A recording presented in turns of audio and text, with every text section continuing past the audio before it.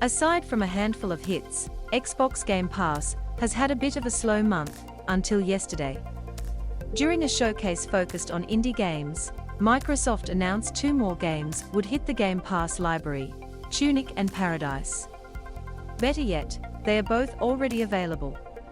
I know, I'm eating my words already. But hey, at least words make a fine breakfast. Paradise, developed by Kaizen Game Works, is one of the more unique games of the past few years. 1 part visual novel, 1 part detective game, and 3 parts weird. You're tasked with solving in a sun-drenched pocket universe full of wacky characters with names like Lady Love Dies. But the main draw was the irresistibly catchy synthwave soundtrack from Epoch topping. As you play, you unlock more music, slowly building out a jukebox menu you could use to switch up the tunes at any point. For its release on Xbox and PlayStation yesterday, Kaizen Game Works added extra songs. Tunic, meanwhile, is a Zelda-inspired adventure game that just came out yesterday, and is already being acclaimed as one of the best of the year. You play as a little fox, who wakes up empty-handed on a white sand beach. From an isometric perspective, you plunder dungeons and slash enemies in a twee-art fantasy setting. You've done all this stuff before, which is what makes Tunic's core quality stand out. It trusts the player unequivocally. The menus and in-game signs are done up in a runic language that explains very little, so you're forced to rely on instinct and internalized knowledge gleaned from other, similar games. The first half hour of gameplay, if you're not already sold.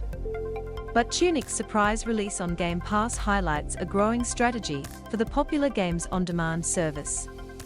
In December, the service saw 3 games, Townscaper, Generation Zero, and Serious Sam 4, added out of nowhere, bucking the year-standing format of Microsoft announcing new inclusions weeks before they would arrive.